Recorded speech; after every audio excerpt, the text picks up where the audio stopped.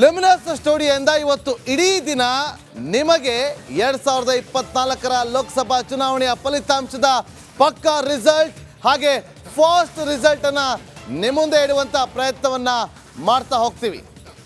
NDAನ ಇಂಡಿ ಒಕ್ಕೂಟನ ಅನ್ನುವ ಕುತೂಹಲ ನಿಮ್ಮೆಲ್ಲರಲ್ಲೂ ಕೂಡ ಇದ್ದೇ ಇದೆ.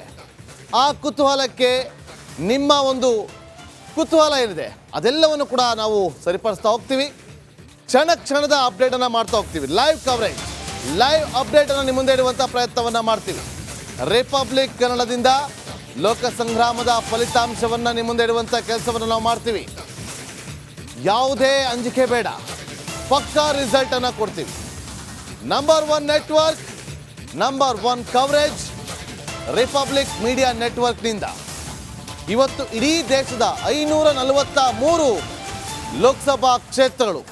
ನೀವು ಅನ್ಕೊಂಡಿರ್ಬೋದು NDA ಯಾಕೆ 1 ನಂಬರ್ ಇದೆ ಅಂತೇಳಿ. ಆಲ್ರೆಡಿ ಒಂದು ಗೆದ್ದಾಗಿದೆ. ಯಾವುದೇ ವಿರೋಧಿಗಳಿಲ್ಲದೆ NDA ಒಬ್ಬ ಅಭ್ಯರ್ಥಿ ಗೆದ್ದಾಗಿದೆ. ಅವಿರೋಧವಾದಂಥ ಆಯ್ಕೆ ಅದು. ಕನ್ಫ್ಯೂಷನ್ ಮಾಡ್ಕೋಬೇಡಿ. ನಿಮಗೂ ಕೂಡ ಗೊತ್ತಿದೆ ಅನ್ಕೋತೀವಿ. ಕರ್ನಾಟಕದ ನಂಬರ್ 1 ಎಲೆಕ್ಷನ್ ಕವರೇಜ್ ಅನ್ನ ಮಾಡಿದೆ ನಿಮ್ಮ ರಿಪಬ್ಲಿಕ್ ಕನ್ನಡ. ಅದೇ ರೀತಿಯಾಗಿ ಇವತ್ತು ಕೌಂಟಿಂಗ್ ಕವರೇಜ್ ಅನ್ನು ಕೂಡ ಮಾಡುತ್ತೆ.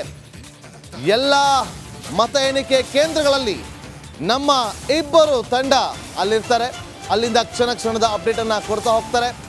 ಮುಂದಿನ ಹಂತದಲ್ಲಿ ಅತಿಥಿಗಳು ಕೂಡ ಜಾಯ್ನ್ ಆಗ್ತಾರೆ, ವಿಶ್ಲೇಷಣೆಯನ್ನ ಮಾಡ್ತಾರೆ.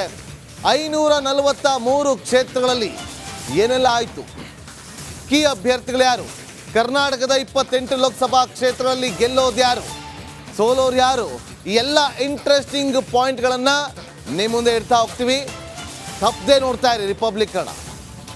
ಇಲ್ಲೋ ಟೆನ್ಷನ್ ಇರುತ್ತೆ, ಏನಾಗ್ತದೆ ಅಂತೇಳಿ. ಟೆನ್ಷನ್ ಬಿಡಿ, ನಾವಿದ್ದೀವಿ ನಿಮಗೆ ನಡಿ ಈಗ ಶುರು ಮಾಡೋಣ. ಕೇಸರಿಯಿಂದ ಮನೋಲ್ಲಾಸ ಮನಸ್ಸು ಮತ್ತೇರಿ ಕುಣಿದಾಡಿದೆ ನೋಡು, ಮನಸ್ಸು ಮತ್ತೇರಿ ಕುಣಿದಾಡಿದೆ ನೋಡು. ಕ್ಷಣವೂ ಆಚರಿಸಿ ಕೇಸರಿ ಹಬ್ಬ. ವಿಮಲ್ ಬಾಯಲ್ಲಿ ಹೇಳಿ ಕೇಸರಿ ರಿಸಲ್ಟ್ ಅನ್ನ ಕೊಡೋದಕ್ಕೆ. ಎಕ್ಸಾಕ್ಟ್ಲಿ, ನಾಗೇಂದ್ರ ಬಾಬು ಹೇಳ್ತಾ ಇದ್ದಂಗೆ ಅತಿ ದೊಡ್ಡ ತಂಡ ರಿಪಬ್ಲಿಕ್ ಕನ್ನಡದಿಂದ ಪ್ರತಿ ಕ್ಷಣದ ಮಾಹಿತಿಯನ್ನ ನಿಮ್ಮ ತನಕ ತಲುಪಿಸುವ ಕೆಲಸ ಮಾಡ್ತಾ ಇದ್ದೀವಿ.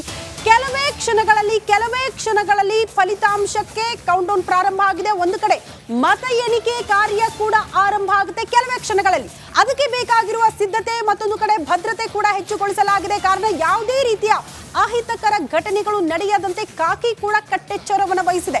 ಸಹಜವಾಗಿ ಫಲಿತಾಂಶ ಎಲ್ಲ ಬಂದಾಗ ಜನ ಹರ್ಷೋದ್ಗಾರ, ಅಲ್ಲಿ ಸೆಲೆಬ್ರೇಷನ್, ಒಂದಷ್ಟು ಅಹಿತಕರ ಘಟನೆಗಳಿಗೆ ಸಾಕ್ಷಿ ಆಗ್ಬಿಡುತ್ತೆ ಮತ ಎಣಿಕೆ ಕಾರ್ಯದ ಆ ಕೌಂಟರ್ಗಳು. ಹಾಗಾಗಿ ಆ ರೀತಿ ಈ ಬಾರಿ ಆಗಬಾರದು ಅನ್ನೋ ಕಾರಣಕ್ಕೆ ಅತಿ ಹೆಚ್ಚಿನ ಭದ್ರತೆ ಇದೆ. ಅದ್ರ ಜೊತೆಗೆ ಅತಿ ಹೆಚ್ಚಿನ ಕುತೂಹಲ ಕೂಡ ಇದೆ. ದೇಶದ ಮಟ್ಟಿಗೆ ನಾಗೇಂದ್ರ ಬಾಬು ದೊಡ್ಡ ಮಟ್ಟದ ಕುತೂಹಲ, ನಮ್ಮ ರಾಜ್ಯದ ಮಟ್ಟಿಗೆ ಸಹಜವಾಗಿ ನಮ್ಮ ಜಿಲ್ಲೆಯಲ್ಲಿ ಏನಾಗುತ್ತೆ, ಯಾವ ಅಭ್ಯರ್ಥಿ ಗೆಲ್ತಾರೆ, ಯಾರು ಮುನ್ನಡೆ ಸಾಧಿಸ್ತಾರೆ ಇಂಥ ಕುತೂಹಲ ಇದೆ. ನಿಮ್ಗಿದೆಯಾ ನಿಮ್ಮ ಕ್ಷೇತ್ರದಲ್ಲಿ ಯಾರು ಗೆಲ್ತಾರೆ? ಖಂಡಿತ ಇದೆ. ನಮ್ಮ ಇಬ್ಬರು ರಿಪೋರ್ಟರ್ಗಳು ಸುನಿಲ್ ಧರ್ಮಸ್ಥಳ ಹಾಗೂ ಧ್ರುವರಾಜ್. ಸುನಿಲ್ ಧರ್ಮಸ್ಥಳ ಸೌತ್ ಅಲ್ಲಿದ್ದಾರೆ, ದಕ್ಷಿಣ ಲೋಕಸಭಾ ಕ್ಷೇತ್ರದ ಮಾಹಿತಿಯನ್ನು ಕೊಡೋದಕ್ಕೆ. ಮತ್ತೊಂದು ಕಡೆ ಧ್ರುವರಾಜ್ ಕೇಂದ್ರ ಲೋಕಸಭಾ ಕ್ಷೇತ್ರದ ಮಾಹಿತಿಯನ್ನು ಕೊಡೋದಕ್ಕೆ. ನೋಡಿ, ನಮ್ಮ ಸುನಿಲ್ ಧರ್ಮಸ್ಥಳ ಶಿಸ್ತು ಕ್ರೈಮ್ ರಿಪೋರ್ಟರ್ ಅವರು ನೋಡಿ ಕಾರ್ಡ್ ಕೊಟ್ಟಿರ್ತಾರೆ ನಮಗೆ. ಎಲೆಕ್ಷನ್ ಕಮಿಷನ್ ಕಡೆಯಿಂದ ಒಂದು ಕಾರ್ಡ್ ಅನ್ನು ಕೊಟ್ಟಿದ್ದಾರೆ, ಐಡೆಂಟಿ ಕಾರ್ಡ್. ಆ ಕಾರ್ಡ್ ID ಕಾರ್ಡ್ ಇದ್ರೆ ಮಾತ್ರ ನಮ್ಗೆ ಹೊರಗಡೆ ಬಿಡೋದು. ಆ ಕಾರ್ಡ್ ನಮ್ಮ ಸುನಿಲ್ ಧರ್ಮಸ್ಥಳ ಅವರು ಜೋಬಲ್ಲಿ ಇಟ್ಕೊಂಡಿದ್ದಾರೆ, ಅದು ಕಾಣಿಸ್ತಾ ಇದೆ. ಮೊದಲಿಗೆ ಧ್ರುವರಾಜ್ ಬಳಿ ಹೋಗ್ತೀನಿ. ಧ್ರುವರಾಜ್, ಸೆಂಟ್ರಲ್ ಲೋಕಸಭಾ ಕ್ಷೇತ್ರ ಬಹಳ ಕುತೂಹಲ ಇದೆ. ಈ ಬಾರಿ PC ಮೋಹನ್ನ ಅಥವಾ ಮನ್ಸೂರ್ ಅಲಿ ಖಾನ ಅಂತೇಳಿ ಯಾವ ರೀತಿಯಾಗಿ ಅಲ್ಲಿ ಬಂದೋಬಸ್ತನ್ನ ಮಾಡಿಕೊಳ್ಳಲಾಗಿದೆ, ಮತಕೇಂದ್ರ ಅಂತ ಹೇಗಿದೆ ವಾತಾವರಣ, ಮಾಹಿತಿ ಕೊಡ್ಬೋದಾ ಧ್ರುವರಾಜ್?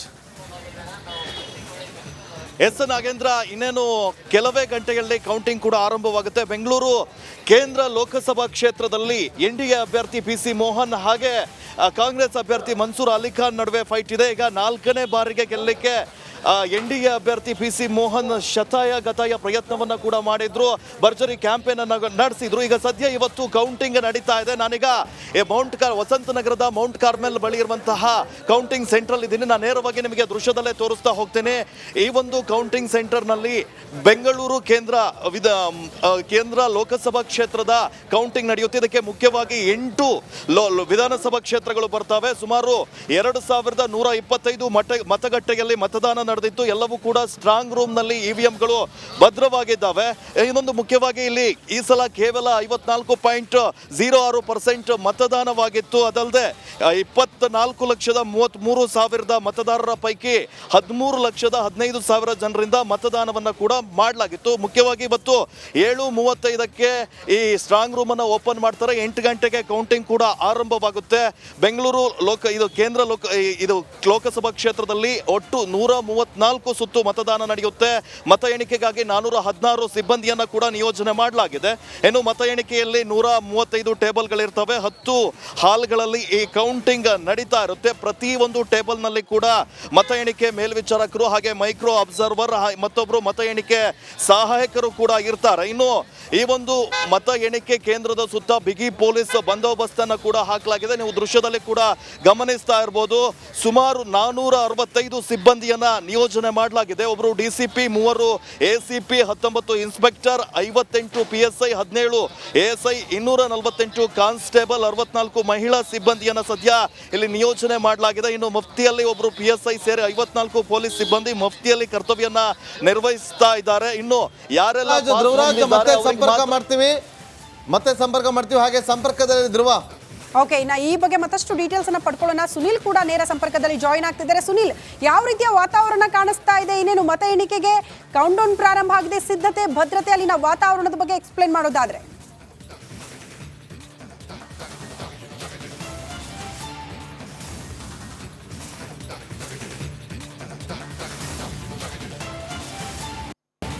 ಸುನಿಲ್, ನನ್ನ ಧ್ವನಿ ಕೇಳಿಸ್ತಾ ಇದ್ರೆ ಅಲ್ಲಿನ ಪರಿಸ್ಥಿತಿ ಜೊತೆ ಮತ ಎಣಿಕೆ ಕಾರ್ಯಕ್ಕೆ ಆಗಿರುವಂತಹ ಸಿದ್ಧತೆ, ಮತ್ತೊಂದು ಕಡೆ ಭದ್ರತೆ, ಆ ಕುರಿತ ಮಾಹಿತಿಯನ್ನ ನೀಡೋದಾದ್ರೆ.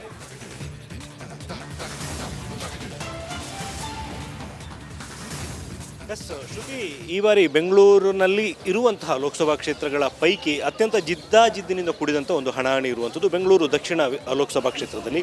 ಒಟ್ಟು 8 ವಿಧಾನಸಭಾ ಕ್ಷೇತ್ರಗಳು ಈ ಒಂದು ಲೋಕಸಭಾ ಕ್ಷೇತ್ರದ ವ್ಯಾಪ್ತಿಗೆ ಬರುವಂಥದ್ದು. NDA ಅಭ್ಯರ್ಥಿಯಾಗಿ ತೇಜಸ್ವಿ ಸೂರ್ಯ ಮತ್ತು ಕಾಂಗ್ರೆಸ್ನಿಂದ ಸೌಮ್ಯ ರೆಡ್ಡಿ ಅವರು ಈ ಸಲ ಕಂಟೆಸ್ಟ್ ಮಾಡ್ತಿರುವಂಥದ್ದು. ಈ ಒಂದು ದಕ್ಷಿಣ ಲೋಕಸಭಾ ಕ್ಷೇತ್ರದ ಕೌಂಟಿಂಗ್ ನಡೀತಾ ಇರುವಂಥದ್ದು, ಕೌಂಟಿಂಗ್ಗೆ ಸಿದ್ಧತೆಗಳು ನಡೀತಾ ಇರುವಂಥದ್ದು ಬೆಂಗಳೂರಿನ ಜಯನಗರದಲ್ಲಿರುವಂತಹ SSMRV ಕಾಲೇಜು ಬಳಿ. ಇಲ್ಲಿ ಈಗಾಗಲೇ ಎಲ್ಲ ರೀತಿಯ ಸಿದ್ಧತೆಗಳನ್ನು ಕೂಡ ಮಾಡಿಕೊಳ್ಳಲಾಗಿದೆ. ಬಿಗಿ ಪೊಲೀಸ್ ಬಂದೋಬಸ್ತನ್ನು ಕೂಡ ಈ ಒಂದು ಕೇಂದ್ರದ ಬಳಿ ನಿಯೋಜನೆ ಮಾಡಲಾಗಿರುವಂಥದ್ದು. ಒಟ್ಟು 2 DCPಗಳು ಈ ಒಂದು ಕೇಂದ್ರದ ಭದ್ರತೆಗಾಗಿ ನಿಯೋಜನೆ ಆಗಿರುವಂಥದ್ದು. ಅವರ ಜೊತೆಗೆ ಸುಮಾರು 800ಕ್ಕೂ ಅಧಿಕ ಪೊಲೀಸರು ಭದ್ರತೆಗಾಗಿ ಇಲ್ಲಿ ನಿಯೋಜಿತಗೊಂಡಿದ್ದಾರೆ.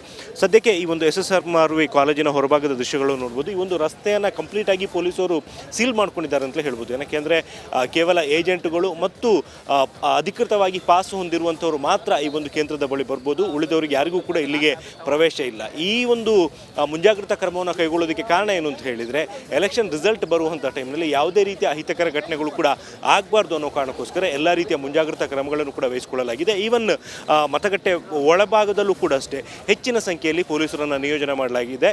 ಯಾವುದೇ ರೀತಿಯ ಗಲಾಟೆಗಳಾಗಲಿ ಅಥವಾ ಯಾವುದೇ ರೀತಿಯ ಅಹಿತಕರ ಘಟನೆಗಳು ಕೂಡ ನಡೀಬಾರ್ದು ಅನ್ನೋ ಕಾರಣಕ್ಕೋಸ್ಕರ ಸದ್ಯಕ್ಕೆ ಎಲ್ಲ ರೀತಿಯ ಸಿದ್ಧತೆಗಳನ್ನು ಕೂಡ ಮಾಡಿಕೊಳ್ಳಲಾಗಿರುವಂಥದ್ದು. ಶ್ರುತಿ.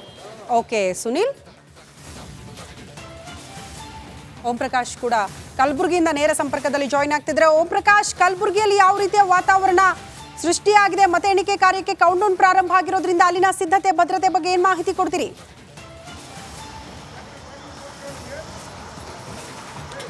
ಶ್ರುತಿ, ಇನ್ನೇನು ಕೆಲವು ನಿಮಿಷಗಳಲ್ಲಿ 2024 ಲೋಕಸಭಾ ಚುನಾವಣೆಯ ಮತ ಎಣಿಕೆಗೆ ಕೌಂಟ್ಡೌನ್ ಆರಂಭವಾಗುವಂಥದ್ದು. ಈಗಾಗಲೇ ಗುಲ್ಬರ್ಗ ವಿಶ್ವವಿದ್ಯಾಲಯದಲ್ಲಿ ಎಲ್ಲ ರೀತಿಯಾದಂಥ ಸಕಲ ರೀತಿಯಾದಂಥ ಸಿದ್ಧತೆಯನ್ನು ಮಾಡ್ಕೊಂಡಿರುವಂಥದ್ದು. ಒಟ್ಟು ಗುಲ್ಬರ್ಗ ವಿಶ್ವವಿದ್ಯಾಲಯದ 9 ವಿಭಾಗಗಳಲ್ಲಿ ಈ ಒಂದು ಮತ ಎಣಿಕೆ ಕಾರ್ಯ ನಡೆಯುತ್ತಾ ಇರುವಂಥದ್ದು. ಅಂದರೆ 8 ವಿಧಾನಸಭಾ ಕ್ಷೇತ್ರಗಳಿಗೆ ಸಂಬಂಧಪಟ್ಟಂತೆ 8 ಕಡೆ ಏನು ಈ ಒಂದು ಮತ ಎಣಿಕೆ ಕಾರ್ಯ ನಡೆದರೆ, ಮತ್ತೊಂದು ಕಡೆ ಪೋಸ್ಟಲ್ ಬ್ಯಾಲೆಟ್ಗಳೆಲ್ಲವೂ ಕೂಡ ಅಂದರೆ 8 ವಿಧಾನಸಭಾ ಕ್ಷೇತ್ರಗಳ ಪೋಸ್ಟಲ್ ಬ್ಯಾಲೆಟ್ ಕೂಡ ಸಪ್ರೇಟ್ ಆಗಿ ಬೇರೆ ಒಂದು ವಿಭಾಗದಲ್ಲಿ ನಡೆಯುತ್ತೆ. ಮತ್ತೊಂದು ಕಡೆ ಭಾಳ ಪ್ರಮುಖವಾಗಿ ಈಗಾಗಲೇ ಏನು 6:30ರಿಂದ 6:45 ಒಳಗಾಗಿ ಸ್ಟ್ರಾಂಗ್ ರೂಮನ್ನು ಓಪನ್ ಮಾಡಿ, ಎಲ್ಲ ವಿಭಾಗಗಳ ಸ್ಟ್ರಾಂಗ್ ರೂಮನ್ನು ಓಪನ್ ಮಾಡಿ ಆ EVM ಮಷಿನ್ಗಳನ್ನು ಮತ ಎಣಿಕೆ ಸೆಂಟರ್ಗೆ ತೆಗೆದುಕೊಂಡು ಹೋಗೋದಕ್ಕೆ ಸಿದ್ಧತೆಯನ್ನು ಮಾಡ್ಕೊಳ್ತಾ ಇರುವಂಥದ್ದು. ಈಗಾಗಲೇ ಕಲಬುರಗಿ ಜಿಲ್ಲಾಧಿಕಾರಿಯಾದಂಥ ಏನು ಜ್ಯೋತ್ಸ್ನಾ ಅವರು ಕೂಡ ಜಿಲ್ಲಾಧಿಕಾರಿಯಾಗಿರುವಂಥ ಫೌಜಿಯಾ ತರ್ನೂಮ್ ಅವರು ಕೂಡ ಈಗಾಗಲೇ ಏನು ಆ ಕೌಂಟಿಂಗ್ ಸೆಂಟರ್ಗೆ ಬಂದಿರುವಂಥದ್ದು. ಎಲ್ಲ ರೀತಿಯಾದಂಥ